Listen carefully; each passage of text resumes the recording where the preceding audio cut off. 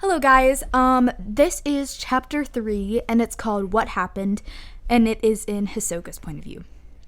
I hold Illumi close to my chest, his light breaths moving his collarbone rhythmically.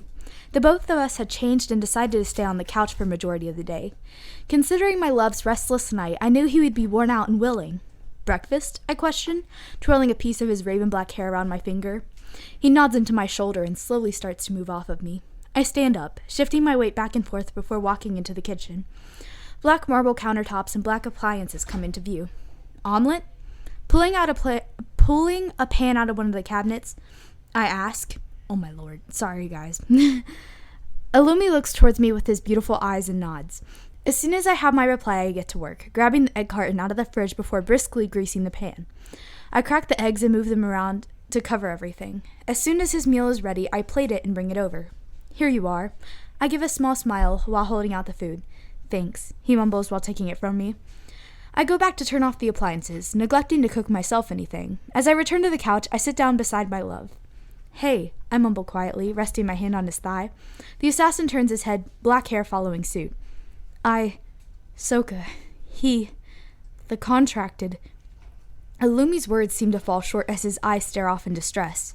I lean over and kiss him on the cheek, letting him know everything is okay. He brought up Mom. His face fell as the words left his mouth. The Zoldyck looked as if he was going to be sick, being utterly disgusted by his thoughts.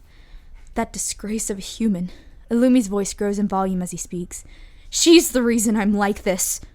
Within a moment, I realize tears are flowing down my love's face, his features trying to remain sturdy and strong, but failing him nonetheless. He raises both of his arms in defense, a force of habit, I suspect. I simply give him a moment and speak so he knows it's me and not her. Illu, it's me, darling. I'm the only one here. He slowly lowers his arms and looks at me with his deadpan eyes. Why do I have to exist as such a monster? You are nothing of the sort, I grimace. Besides, being normal is boring. I run my index finger along his jawline. You'll get the hang of your emotions eventually. Do not let it bother you so. Illumi nods, although seemingly not agreeing completely. I think it would do you well to talk about the fight, I suggest, not trying to seem pushy. He cornered me. Illumi pulls out a needle and flips it in between his fingers. I can't even remember his face. The guy was yelling. He knew about my mother, the assassin's eyes. He knew about my past. Oh, my shoulders tense. He used my trauma against me. He looks off into the distance with disgust. What a pathetically low move. Before I have a moment to speak, he continues. Nonetheless, I shouldn't have let it get to me. I couldn't stay as strong as usual. Is there any specific reason? I ask, tapping my nails along my leg. I thought of you. My heart drops at those words. What? I ask quietly.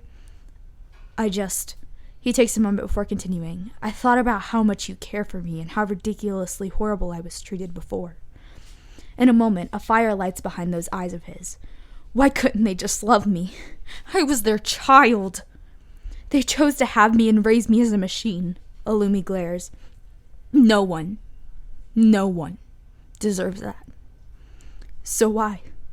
I tried to speak, but I just can't. Why me? The things I would do to them. I bite the inside of my lip with anger. Illu, you say the word and I'll go after them. The assassin contemplates for a moment, but then turns towards me. No. He shakes his head. One day, I'll do it. Alrighty, guys. That chapter was a little bit shorter than the other ones, but I hope you are enjoying. And get ready for chapter 5, which is going to be kind of more lighthearted than these.